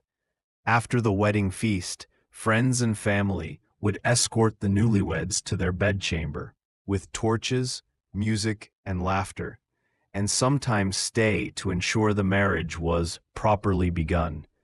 In France, similar traditions existed, though by the late Middle Ages they were largely symbolic. The couple might merely be tucked into bed fully clothed, with witnesses present to say prayers for fertility. It sounds intrusive now, but back then, this public transition from courtship to marriage was considered essential for legitimacy. There were also laws about how long engagements could last and whether a promise to marry was legally binding. In England, the concept of spousals per verba de praesenti meant that if you said, "I take you as my wife," in front of witnesses, you were legally married, even without a ceremony. Many couples found themselves bound by such informal vows, sometimes made in the heat of passion. One 15th century man tried to deny his marriage by saying he'd only spoken the words in jest. The court disagreed, and he was ordered to treat the woman as his lawful wife. Money and love were inseparable too. Dowries and marriage portions were regulated by local law, and disputes often ended up in court. A noble woman who married beneath her rank could lose her inheritance, while a merchant who married above his could be accused of ambition beyond his station. Even gifts between lovers were scrutinized. If an engagement was broken, rings and tokens had to be returned, unless the giver was of higher rank, in which case keeping them was considered proper compensation for emotional loss. And then there were the superstitious rules, the whispered advice and household traditions that filled the gaps left by law. For example, it was said that brides should not look at their reflection in a mirror while wearing their wedding gown, or else the marriage would end in sorrow. Grooms were warned not to see the bride on the morning of the ceremony, not because of modern romance, but because it was believed to invite spirits of envy. In some villages, couples walked 3 times around the church before entering, to ward off bad omens. Others placed iron nails under their wedding bed, believing the metal would protect their union from curses. Love in the medieval world was less a spontaneous emotion and more a ritualized system of obligations. It was watched over by priests, recorded by scribes, and often witnessed by the entire community. The heart might flutter, but it was never free from scrutiny. And yet, within these restrictions, people still found ways to express true affection. Letters from the 12th and 13th centuries show real tenderness. Knights writing from campaigns, noble women sending small embroidered tokens, monks composing love poems in secret. Even within the walls of rules, love found a way to bloom. So next time you hear a medieval love song or read about a chivalric knight kneeling before a lady, remember, behind every glance, gesture, or vow, there was a code, a law, a rule book for the heart. Section 11. Medieval meals. Rules for eating that will shock you. In medieval Europe, dining wasn't just about satisfying hunger. It was a regulated social performance, filled with rules so specific they would seem absurd today. Food, like love, was tightly controlled, and breaking the unwritten codes of the table could result in embarrassment, fines, or even punishment. Let's begin with one of the most famous laws. You could not eat certain foods on specific days. The church mandated fasting on Wednesdays, Fridays, and during Lent, forbidding meat but often allowing fish. What seems reasonable today had many peculiar consequences. People kept detailed lists of permitted and forbidden foods, and violating them was seen as a moral failing. Some monasteries even fined monks for accidentally consuming meat during Lent, a tradition that could extend to lay people in towns under ecclesiastical authority. Table manners were equally bizarre. It was considered improper to sit while eating in certain social contexts. Nobles often stood during feasts to show alertness, respect, and readiness to serve their king or guests. Conversely, servants were strictly instructed to remain on their knees when serving, a practice that would seem painfully awkward today, especially during long meals. Forks, surprisingly, were largely absent in medieval Europe. Most people ate with their fingers and knives, and sometimes spoons. Using a fork too early in history could signal foreign arrogance or sophistication, and was occasionally mocked. One account from Venice in the 11th century describes a man scandalizing guests by using a fork at a feast, sparking debates about proper etiquette. Even napkins weren't common. Diners often used the edge of their tunics or a communal cloth to wipe their hands, creating a messy but culturally acceptable practice. Another rule that might seem shocking today involved who could eat what and where. The wealthy had strict hierarchical dining arrangements. At large feasts, the placement of guests wasn't random. Those of lower social rank had to eat separately or wait to be served. Nobility sometimes used trencher plates, stale bread slabs used as plates, which after meals might be given to the poor. It was both practical and symbolic, a reminder of social responsibility and hierarchy. Drinking also came with its own peculiar rules. Wine and ale were common, but how you held the cup, when you drank, and with whom you shared it were matters of etiquette. Medieval texts instructed that toasting with someone of higher rank required a bow or a kneel, while drinking before a superior could be deemed disrespectful. Even the angle at which you tilted the cup mattered, as spilling could be interpreted as sloppiness or arrogance. Food presentation was another area of strangely precise regulation. Many wealthy households had rules about how dishes should be displayed. Meat might be carved into elaborate shapes to demonstrate the skill of the cook and the status of the host. Spices, which were expensive, were used not just for flavor, but as a marker of wealth. To consume an improperly spiced dish could be an insult to the host, while overindulgence in spice could be considered vulgar. The balance of flavor, appearance, and etiquette was a delicate, legally and socially monitored dance. But not all rules were about hierarchy or morality. Some were rooted in superstition. Medieval people believed that eating certain foods at the wrong time could provoke illness or bad luck. For instance, it was thought that eating eggs during specific lunar phases could cause deformities in children or sickness in adults. Beans were sometimes banned at particular feasts because of their association with ghosts or spirits. Even the color of your food could carry symbolic meaning. Black or dark-colored foods were often avoided during joyful celebrations, as they signified mourning. Children were not exempt. They had strict rules for table behavior, often starting at an early age. They had to sit quietly, chew with their mouths closed, and avoid touching anything not allocated to them. Misbehavior could result in the child being sent away from the table or even disciplined by small physical reprimands. These practices might seem harsh, but they were intended to instill social order, obedience, and respect for hierarchy from childhood. Some medieval laws went even further. Certain towns had official food inspectors who monitored the cleanliness and proper preparation of meals. Bakers, butchers, and innkeepers could be fined or publicly punished for serving stale bread, undercooked meat, or improperly stored food. The rules were often so precise that they could dictate the size of loaves, the weight of meat cuts, and even the freshness of ale, ensuring that dining wasn't just about consumption, but about maintaining social standards and public health. Interestingly, the penalties for breaking table rules were sometimes as strange as the rules themselves.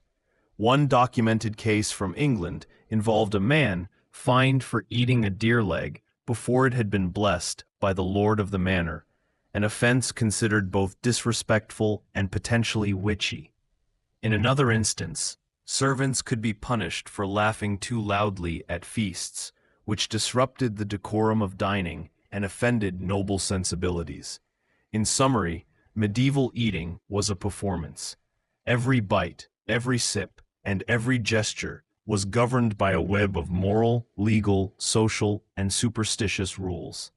The act of sharing a meal was a reflection of status, piety, and propriety, an orchestrated ritual as tightly regulated as a courtroom or cathedral ceremony. From fasting schedules and food placement to hand-washing rituals and etiquette for toasts, medieval rules around meals were exquisitely detailed and sometimes downright bizarre. What might strike us most today is not just the specificity of these rules, but their pervasiveness. Eating was never a private act. It was always public, always observed, and always judged. A single misstep could result in shame, fines, or worse. Yet, amid these strictures, people still found joy in the taste of a perfectly spiced pie, the camaraderie of a shared toast, and the artistry of a beautifully arranged table. Medieval dining teaches us something unexpected, that food, rules, and society are inseparable. Eating was not only about survival, it was about identity, morality, and human connection. And in that blend of necessity and absurdity, we see a culture simultaneously meticulous, superstitious, and surprisingly human. Section 12. Fashion Police. Medieval clothing rules that controlled your wardrobe. In the Middle Ages, clothing wasn't just a matter of personal taste. It was a regulated indicator of social rank, wealth, and morality. The laws around fashion, known as sumptuary laws, were astonishingly detailed, and they dictated exactly what someone could wear, when they could wear it, and even the materials and colors they were allowed to use. The purpose was to maintain social hierarchy, prevent extravagance, and reinforce moral standards. Yet the specificity of these rules can seem outright bizarre to modern eyes. One of the most famous types of clothing regulations involved who could wear certain colors. Purple, for instance, was considered a royal color, often reserved for kings, emperors, and high-ranking nobles. In England, commoners caught wearing purple could face fines, public shaming, or even confiscation of the garment. Similarly, gold thread was heavily restricted. Only the wealthiest could incorporate gold into their outfits, lest ordinary people appear more affluent than their social status allowed. The rules didn't stop at color. The length of sleeves and hems was strictly monitored. Nobles could flaunt floor-length robes with luxurious lining, while peasants were legally restricted to shorter, simpler garments. A wealthy merchant wearing an overly long, silk-lined tunic could be fined for breaking these sartorial laws. Some cities even issued specific measurements for tunics, hose, and cloaks, ensuring that fashion remained a visible marker of class. Materials were also tightly regulated. Silk, velvet, and furs were mostly reserved for the elite. Ordinary townspeople were forbidden from using these fabrics, as doing so would confuse the social order. Interestingly, even animal types mattered. Certain furs, such as ermine, were reserved for royalty, while cheaper pelts like rabbit or lamb were more broadly acceptable. The rules even dictated the number of layers someone could wear, particularly for the middle class, to prevent them from appearing as wealthy as nobles. Some medieval fashion rules were downright peculiar. In Italy, for example, men were sometimes barred from wearing extravagant hats or overly long shoes that extended beyond their social rank. These shoes, known as poulaines or krakows, could reach absurd lengths, sometimes over a foot long, and were strictly monitored by law. Excessively long shoes could result in penalties, as they were considered signs of pride, vanity, or moral laxity. Women, too, faced meticulous regulations. Married women were often required to cover their hair in public, while unmarried women had more leeway. Veils, wimples, and elaborate headdresses were common, yet certain fabrics or styles were restricted by law. In some towns, widows were even required to wear black or subdued colors, signaling mourning and social propriety. Breaking these rules could lead to social ostracism or even fines. Another layer of complexity came with accessories and embellishments. Jewelry was heavily monitored. Gold rings, jeweled belts, and ornate brooches were restricted to those of sufficient rank. Even buttons, which may seem mundane today, were sometimes regulated. Certain metals or sizes could only be used by specific social classes. A merchant wearing a silver-studded belt could be fined, even if he was otherwise wealthy, because it suggested he aspired to a higher status than the law allowed. Interestingly, medieval fashion laws extended to children as well. Young nobles were expected to wear age-appropriate clothing that reflected their family's rank, while commoner children were restricted to simple tunics.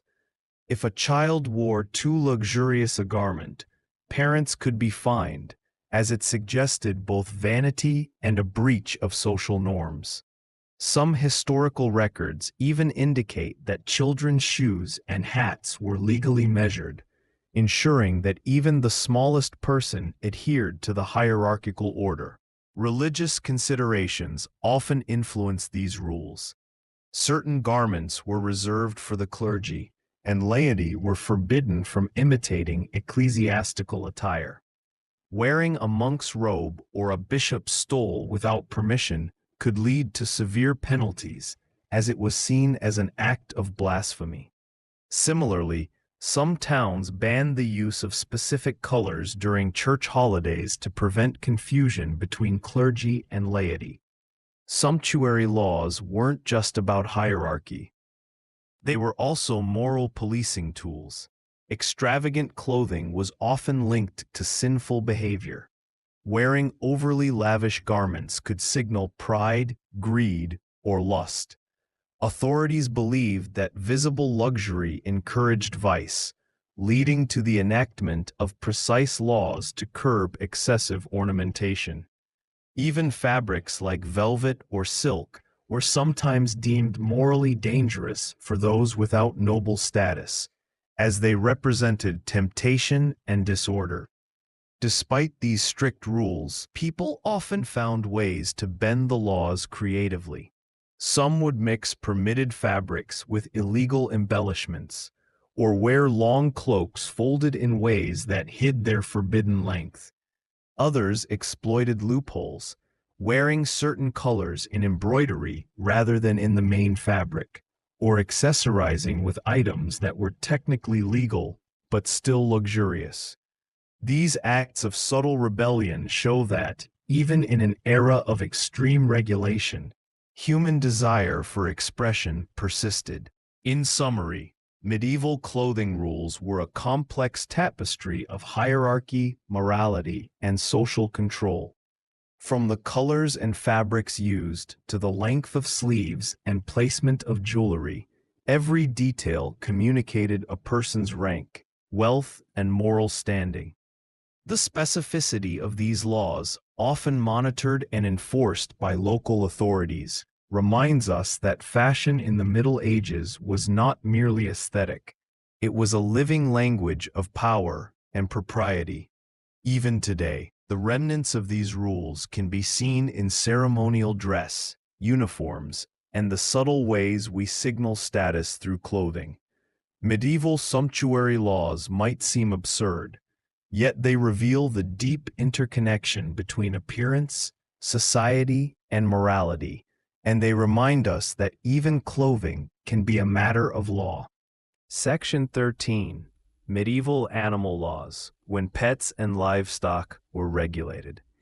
In the Middle Ages, laws extended far beyond humans. They also encompassed animals, both domestic and wild. Medieval society relied heavily on livestock for food, labor, and trade, and pets were becoming increasingly common among the upper classes. Because animals were so intertwined with daily life, authorities introduced astonishingly specific regulations governing their ownership, behavior, and even appearance. Some rules seem almost comical today. Yet, at the time, they were enforced with surprising seriousness. One of the most famous categories of medieval animal laws involved livestock management. Peasants and farmers were often required to maintain detailed records of their animals, particularly cattle, sheep, and pigs.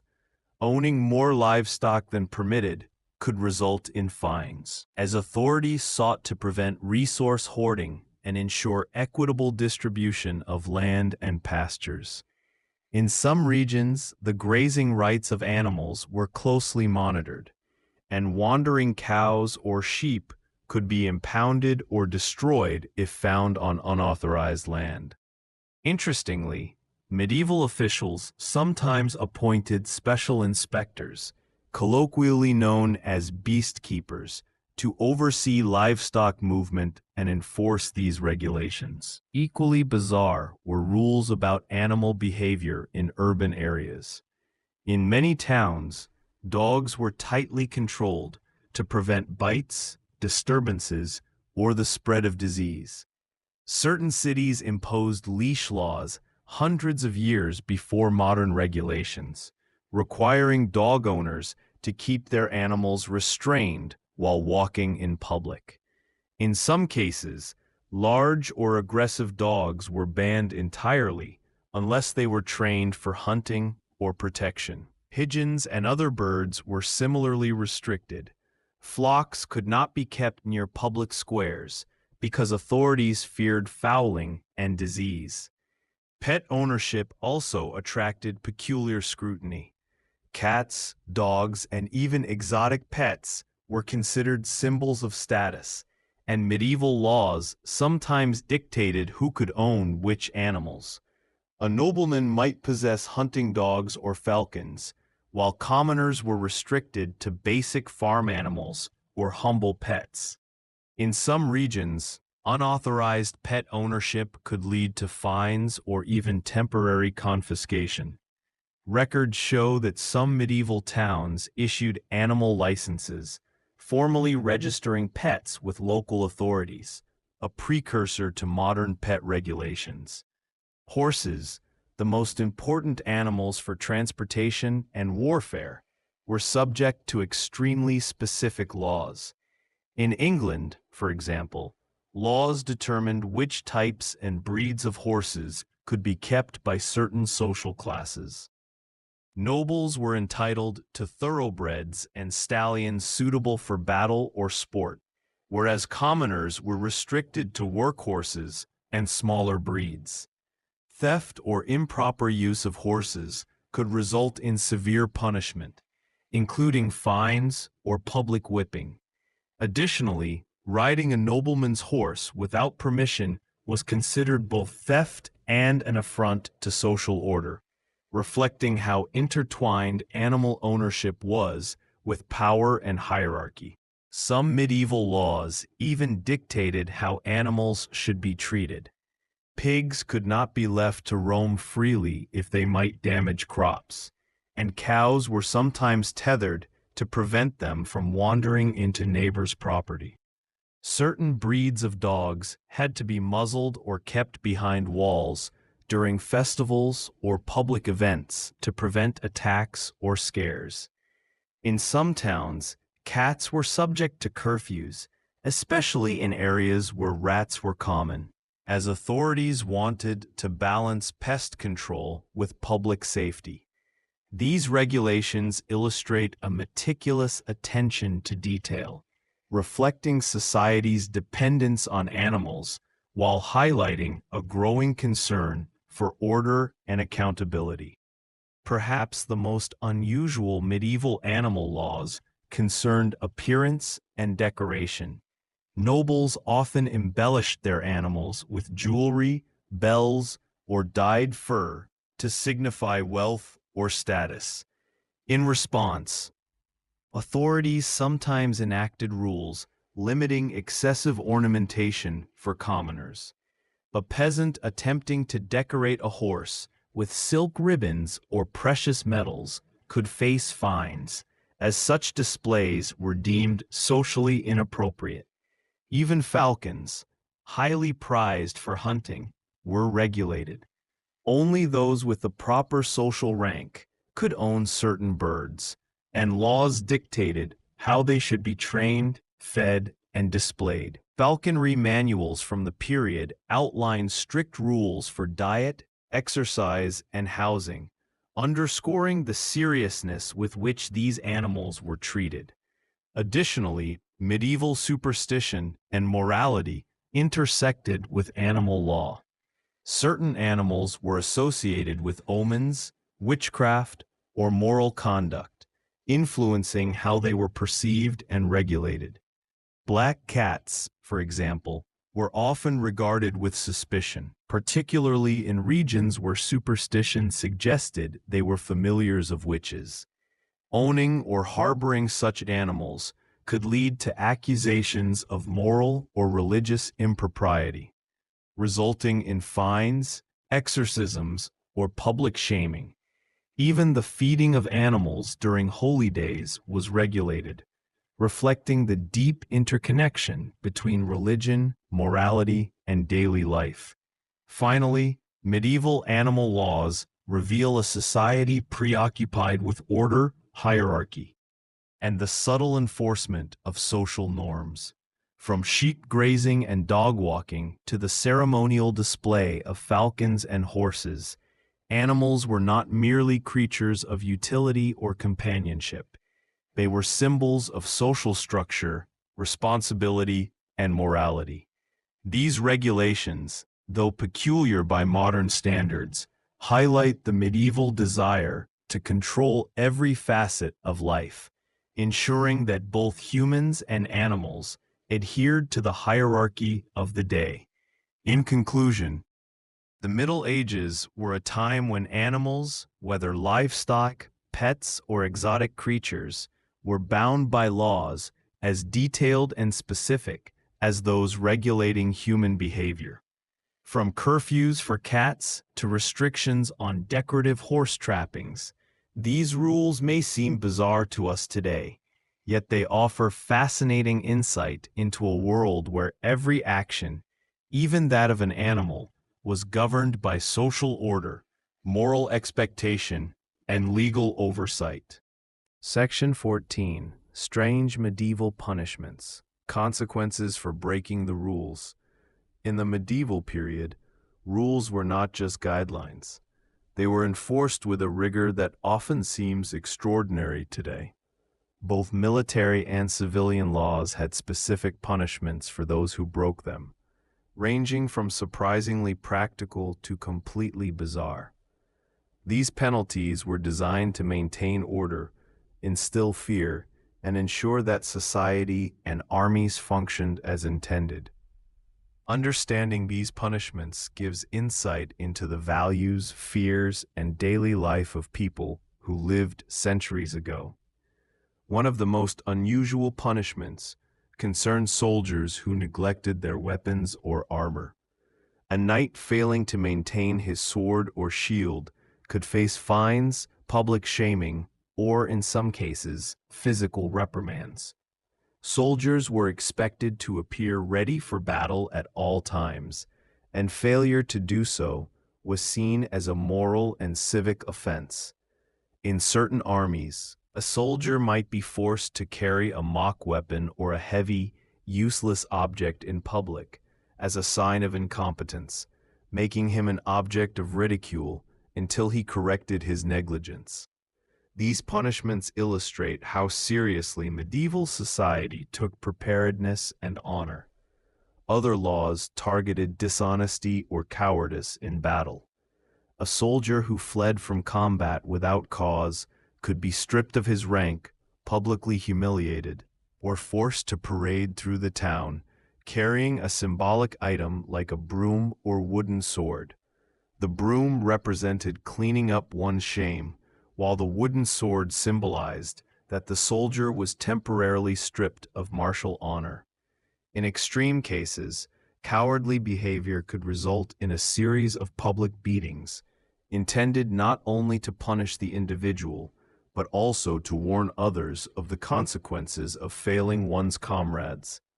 These punishments, while harsh, reflect the intense social pressure on soldiers to conform to expectations of courage and loyalty. Civilian punishments for breaking local rules were often equally peculiar.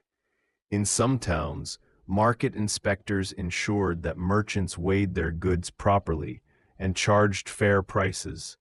Those caught cheating could be subjected to humiliating acts, such as being tied to a post and publicly whipped, or forced to wear a sign describing their misdeeds. In certain regions, offenders were paraded through the town with animals like pigs or donkeys, symbolically associating them with greed or foolishness. The combination of public spectacle and symbolic punishment served as a moral lesson to both the offender and the community. Punishments were not limited to practical or symbolic acts. Some involved the environment itself. A person who broke curfew or trespassed on certain lands might be confined in a wooden cage or placed in a public space exposed to the elements. These punishments were deliberately uncomfortable, making the offender a visible example of what happens when one fails to obey the law. Authorities often timed these exposures during festivals or busy market days, maximizing the social humiliation while ensuring that citizens internalized the consequences of misbehavior. Animal-related punishments were also surprisingly common. For example, thieves who stole livestock could be forced to carry a live animal on their shoulders through town before returning it to the rightful owner. This not only restored the stolen property, but also created a public spectacle that reinforced the value of the animals and the seriousness of theft. In cases of poaching or illegal hunting, these punishments were also surprisingly common. Offenders could be required to feed or care for the animals they had harmed, a practice that combined restitution with social embarrassment. These types of the punishments reflected a society where animals were central to survival and where moral lessons were often delivered through symbolic actions involving creatures. Another fascinating category involved weird physical restrictions.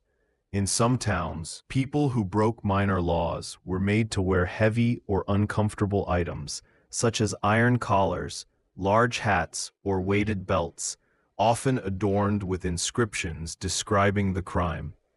These items were not only punitive, but also designed to impede movement and cause mild discomfort, ensuring that the punishment was experienced continuously in daily life. For serious offenders, the constraints could last for weeks or months, making every action a reminder of their wrongdoing. Punishments for speech-related offenses could be equally strange. In certain medieval communities, those who spoke lies, insulted others, or disrupted religious rituals could be forced to wear a mask or gag while walking in public spaces. Sometimes the mask had inscriptions of the offense or featured comical or frightening features meant to draw attention.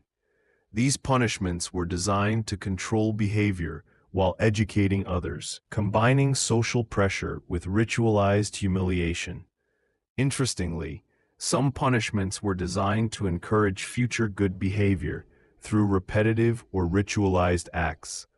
Offenders might be required to perform specific tasks, such as sweeping streets, carrying water, or participating in ceremonial duties while under observation. The idea was that by doing the right tasks publicly, the person would learn discipline and obedience. Soldiers might be made to march with extra weight or perform drills beyond their peers, reinforcing not only the law, but also the skills needed for survival and order. In the broader context, these punishments reflect a society deeply invested in order, symbolism, and public morality. From symbolic acts involving animals and objects to elaborate displays of humiliation, medieval laws were designed to teach, warn, and maintain social cohesion. What may seem bizarre today was, in its time, a carefully structured system of consequences that combined physical, psychological, and social elements to enforce compliance.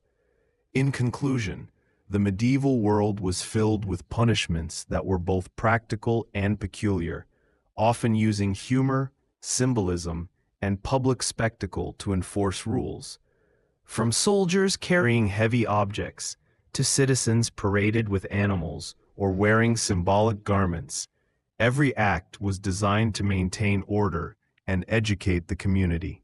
These rules and penalties reveal a society where law, honor, and morality were inseparably linked, and where breaking a rule could lead to consequences that were imaginative, social, and occasionally bizarre.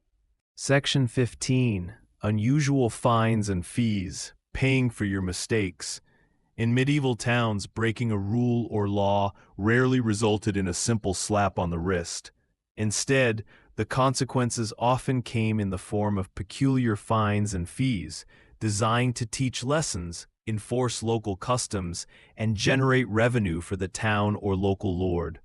Unlike modern penalties, which are usually monetary and standardized, medieval fines were diverse, creative, and sometimes downright bizarre, reflecting a society where rules were intertwined with morality, superstition, and social order.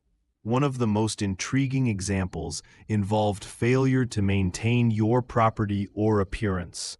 Homeowners who neglected their buildings, allowed rubbish to accumulate, or failed to maintain fences could be fined in ways that were both practical and humiliating. In some towns, fines included providing firewood for the local guild or delivering a feast for neighbors or town officials.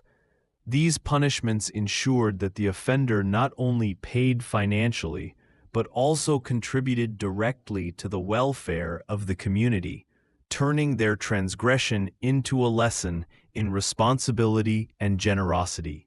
Merchants were often subject to peculiar trading fines. selling undersized goods, shortchanging customers, or using faulty scales could result in fines that went beyond money. For example, an offender might be required to wear a placard describing their crime while selling goods, making every transaction a reminder of their dishonesty.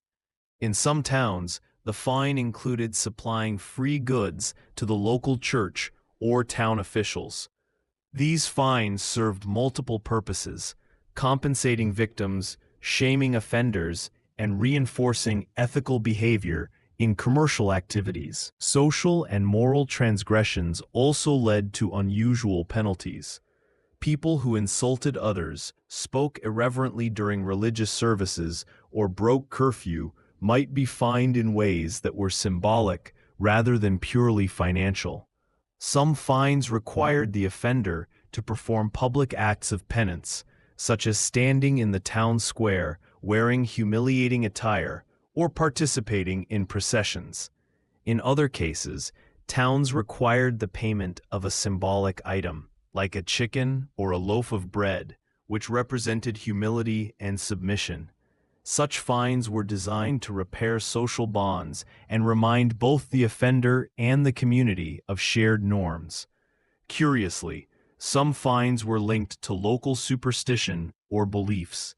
In certain towns, offenders who violated specific rules were forced to pay in unusual forms, like honey, feathers, or even pigs, which were considered spiritually or culturally significant.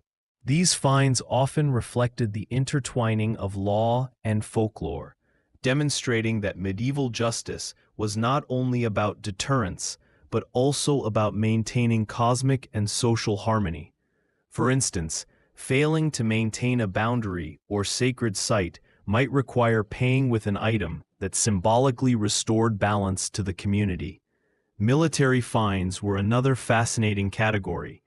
Soldiers or militia members who disobeyed orders, shirked duties, or neglected equipment could be fined with extra labor, guard duty, or ceremonial punishment. In some cases, the fine involved providing food or drink for their comrades, turning the penalty into a communal reinforcement of loyalty and discipline.